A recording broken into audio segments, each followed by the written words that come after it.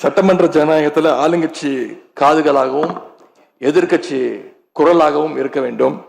அதுலதான் இந்த அவையுடைய பெருமை நிச்சயம் அடங்கி இருக்கு. பொதுவா இதுக்கு முந்தைய சட்டமன்ற பேரவை எடுத்துக்கிட்டா ஆளுங்கட்சி வரிசையில அதிக உறுப்பினர்களும் எதிர்கட்சி வரிசையில அதை விட குறைவான உறுப்பினர்களும் இருப்பாங்க. ஆனா இந்த முறை கிட்டத்தட்ட ஆளுங்கட்சிக்கு இணையான எதிர்கட்சி வரிசை வலிமையா இன்னைக்கு அமைஞ்சிருக்கு. அதுதான் இந்த பேரவையுடைய இன்னொரு கூடுதல் சிறப்பு. இதன் மூலமா தமிழ்நாட்டு மக்கள் ஒரு முக்கியமான செய்தியை நமக்கு சொல்லி இருக்கிறாங்க.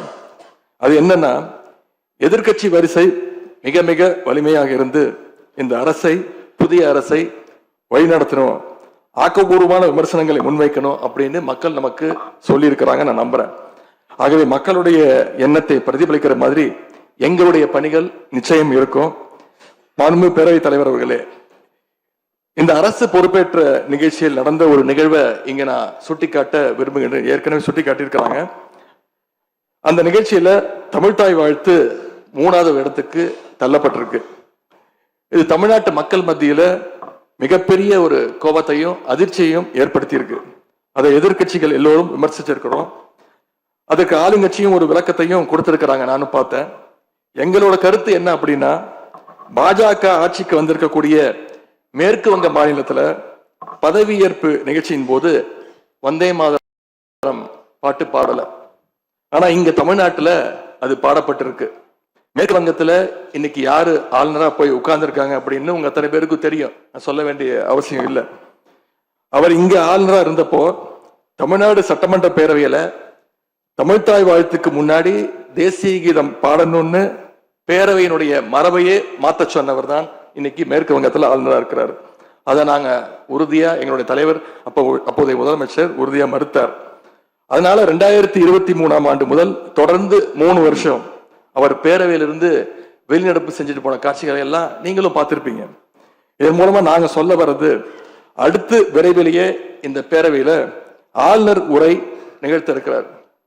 ஆகவே ஏற்கனவே உங்களுடைய அரசினுடைய பதவியேற்பு விழாவில் நடந்த அந்த சம்பவம், அந்த தவறு மீண்டும் இந்த பேரவையில நடப்பதற்கு நீங்க அனுமதிக்க கூடாது. நாங்கள் அனுமதிக்க மாட்டோம்.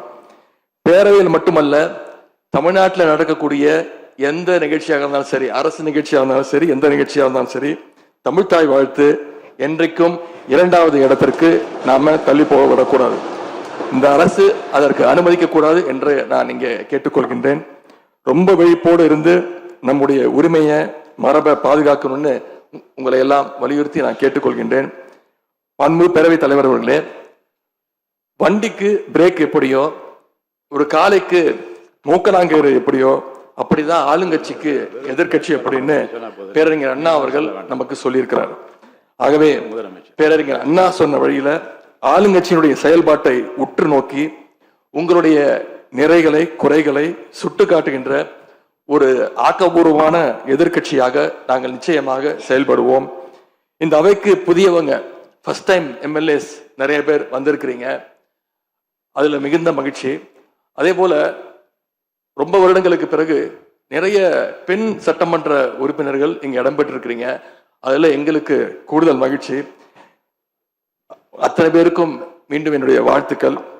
தமிழ்நாட்டுடைய உரிமைகளுக்காகவும் வளர்ச்சிக்காகவும் நாம எல்லாரும் சேர்ந்து ஒன்னா பயணிப்போம். எது எப்படி ஆனாலும் திராவிட இயக்கத்தினுடைய அடிப்படை கொள்கைப்படி எல்லோருக்கும் எல்லாம் கிடைக்கிறதை உறுதி செய்கின்ற வகையில எதிர்கட்சி வரிசையில இருந்து நாங்கள் நிச்சயம் செயல்படுவோம். நடந்து முடிந்த தேர்தலில் ஆட்சி அமைப்பதற்கான பெரும்பான்மையை ஆளுங்கட்சிக்கு மக்கள் வழங்காமல் போனாலும் திராவிட முன்னேற்ற கழகத்துடைய தலைமையில் தேர்தலை சந்திச்சு வென்ற தோழமை இயக்க சட்டமன்ற உறுப்பினருடைய ஆதரவோடு ஆட்சி அமைத்திருக்கக்கூடிய புதிய அரசிற்கும் மாண்பு முதலமைச்சர் அவர்களுக்கும் என்னுடைய வாழ்த்துக்களை நான் மீண்டும் தெரிவித்துக் கொள்கின்றேன். மாண்புமிகு பேரவைத் தலைவர் அவர்களுக்கும் பேரவை துணைத் தலைவர் அவர்களுக்கும் என்னுடைய நன்றி. உங்களுடைய பணிகள் சிறக்கட்டும். மீண்டும் என்னுடைய வாழ்த்துக்களை தெரிவித்துக் கொள்கிறேன். நன்றி, வணக்கம். வெல்க தமிழ், வாழ்க தமிழ்நாடு. மக்களை பிரிக்கும் சனாதானம் நிச்சயம் ஒழிக்கப்பட வேண்டும். நன்றி, வணக்கம்.